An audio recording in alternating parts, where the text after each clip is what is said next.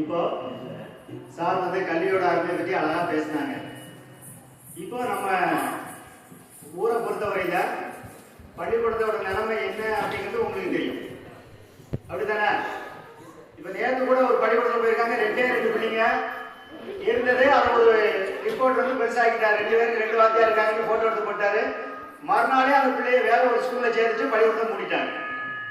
இப்போ நம்ம பள்ளிக்கூடத்துல இப்போ படிக்கிறது 8 பேர். இப்ப படிக்கிறது 8 பேர் தான். 8 பேர்ல 5 பேர் 5ஆம் கிளாஸ் போயிட்டாங்கன்னா அடுத்து 3 பேர் தான். நம்ம பள்ளிக்கூடமும் அதே நிலைமை தான். அப்போ நீங்க செய்ய வேண்டியது இது ஒண்ணுதான். நானும் 2 வருஷத்துக்கு முன்னாடியே மாறி போலான்னு பார்த்தேன். போராட்ட கண்டிப்பா கிடைச்சிருந்து பார்த்தேன், தப்ப முடியல. ஏன்னா யாரு எதை கேட்டாலும் 8 பிள்ளை தானா. இப்ப அடுத்த ஆளுனா 3 பேர் பதிலே சொல்ல முடியாது.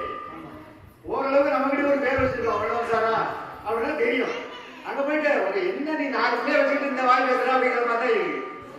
அதுக்காக நம்ம பிள்ளைய சேர்க்கணும். எனக்குன்னு இல்ல, பள்ளிக்கூடம் போயிடக்கூடாது. ஒரு ஊருக்கு முக்கியமானது பள்ளிக்கூடம்.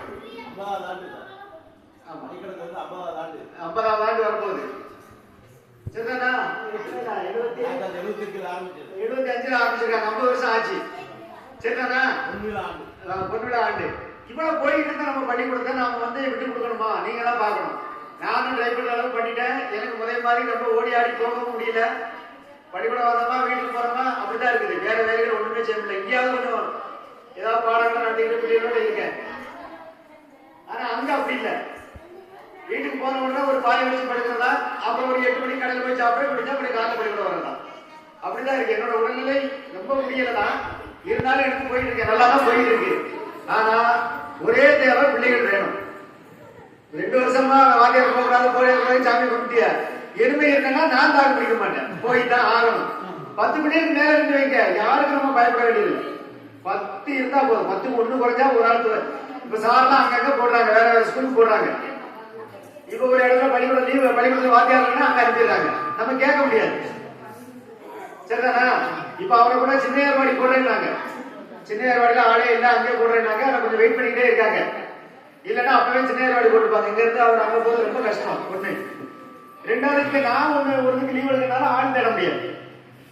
சரிதானா? எப்படியாவது நீங்க பிள்ளைங்களை சேருங்க. அதாவது அப்படி பள்ளிக்கூடத்தை மூடுற மாதிரி வந்துடக்கூடாது.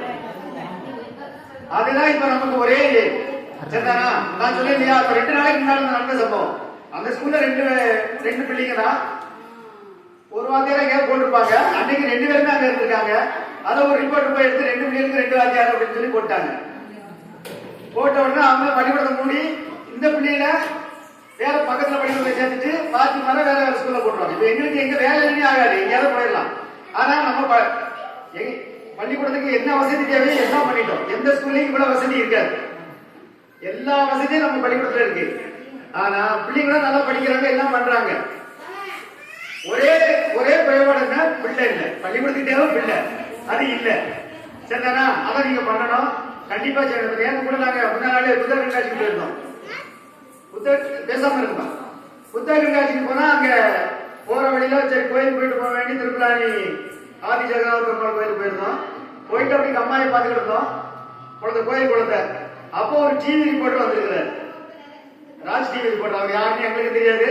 இந்த பிள்ளைங்க போடுற அந்த பச்சை ட்ரெஸ்ஸை பார்த்த உடனே அவர் நான் ஒரு செய்தி ஆக்கிட்டேன் சார் அப்படின்னாரு. அதாவது இந்த மழை நீர் சேகரிப்பு கொஞ்சம் பேசாம அதாவது இந்த யூனிஃபார்ம் பார்த்த உடனே மரம் வளர்ப்போம் மழை பெறுவோம் இருந்த உடனே சார் இதை ஒண்ணு எடுத்துக்கிட்டுமா மழை நீர் சேகரிப்பை பற்றி அப்படின்னு அந்த குளத்து பக்கத்தை விட்டு எடுத்தாரு. திரும்ப கோயில்ல வச்சு எடுத்தாரு. அப்புறம் என்ன பேச சொன்னார். ஏன்னா திருப்புலாணி குளம் வந்து தண்ணி எப்பவும் வத்தாது. என்ன பண்ணிருக்காங்கன்னா மற்ற கோயில் குளத்துல வந்து வெளியுள்ள தண்ணி உள்ள வராது, கோயிலுக்குள்ள உள்ள தண்ணி கோயில் குளத்துக்கு போகும். ஆனா இங்க அப்படி இல்லை, மழை நீர் சேகரிப்பா எல்லா இடத்துல உள்ள தண்ணியும் அந்த கோயில் குளத்துக்கு வர்ற மாதிரி பண்ணிருக்காங்க.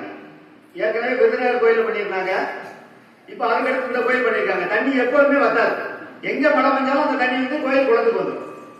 அப்படி இருக்குது. அதை வச்சு சொன்னோம்னா சந்தோஷம். நேற்று டிவியில போட்டாங்க, நாங்களுமே இங்க உள்ள டிவிலையும் பார்த்தோம். எனக்கு 4 மணி சொன்னார் அந்த ரிப்போர்ட். 12 மணி வரைக்கும் பார்க்கலாம் சார். இந்த டிவியை போட்டு பார்த்தோம், ரொம்ப சந்தோஷப்பட்டாங்க. இந்த மாதிரி நம்ம ஏதாவது செஞ்சுக்கிட்டே தான் இருக்கும். பிள்ளைகளும் நல்ல ஒத்துழைப்பு கொடுக்காங்க. இப்ப நான் பாட்டு கூட நானே செலக்ட் பண்ணல, அவங்களா செலக்ட் பண்ணிட்டு வந்தாங்க, நான் டவுன்லோட் பண்ணி மட்டும் கொடுத்தேன் அவ்வளவுதான். ஏன்னா சொல்லிக் கொடுக்கறதுக்கு வாய்ப்பு இல்லை, ஆடுறோம் நல்லா தான் ஆடுறாங்க. ஏற்கனவே நம்ம போட்டிக்கு கூட போனோம், எல்லாரும் நல்லா இருக்குன்னு சொன்னாங்க. பெரிய நிறைய ஸ்கூல் வந்ததுனால நம்ம அதை நடனத்துல போட்டி பரிசு வாங்க முடியல, பாட்டு போட்டியில செல்வக்கனி வாங்கினா நமக்கு 2வது இடம் வந்தா, அது ஒரு பெரிய ரொம்ப பெரிய விஷயம். அதனாலதான் அவருக்கு ஒரு சின்ன 1 கிராம் வெள்ளிக்கு நாணயம் கொடுத்தேன்.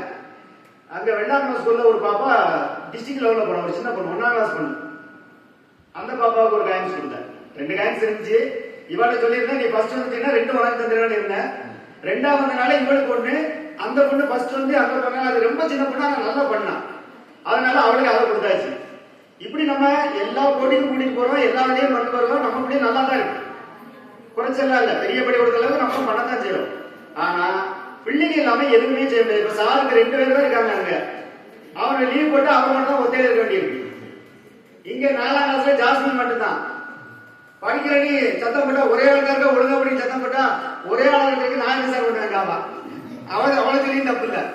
ஏன்னா ஒரு ஆள்னா அவனை தான் எல்லா பாடத்தையும் கேள்வி கேட்பாங்க. இப்ப 5 மணி நேரம்னா 5 பேரும் கேட்பாங்க, அது பழுந்து போயிடும். இப்படி நிறைய சிக்கல்கள் இருக்கு. இருந்தாலும் இருக்கிற வரைக்கும் எவ்வளவு நல்லா பண்ண முடியுமோ அதை நானும் சால்வ் பண்ணுவோம். நீங்க அதுக்கு ஒத்துழைப்பு கொடுங்க. இப்ப இருந்தே நம்ம மார்ச்ல இருந்தே சேர்க்கலாம், மார்ச்ல இருந்தே பிள்ளையை சேர்க்கலாம், சேர்த்துக்கிட்டு இருக்காங்க. சரிதானா? நம்ம ஊர்ல இருக்கிற பிள்ளையா இல்ல உங்களுக்கு தெரிஞ்ச பிள்ளைங்க சரிங்க. 10 பிள்ளைகளுக்கு மேல இருந்துச்சுன்னா நிச்சயமா நான் டிரான்ஸ்பர் எங்கேயும் போக மாட்டேன், இங்கே இருந்துருவேன். சரிதானா? எனக்கு சொந்த ஒரு மாதிரி ஆயிடுச்சு. எந்த ஒரு அதாவது பள்ளிக்கூடம் போறோம் அப்படிங்கறதுலாம் இல்ல, தூரம் தான் இருந்துச்சு. இப்ப தூரமும் பெருசா தெரியல, வந்துட்டு இருக்கேன். சரிதானா? கண்டிப்பா நீங்க செய்ய வேண்டியது பிள்ளைங்களா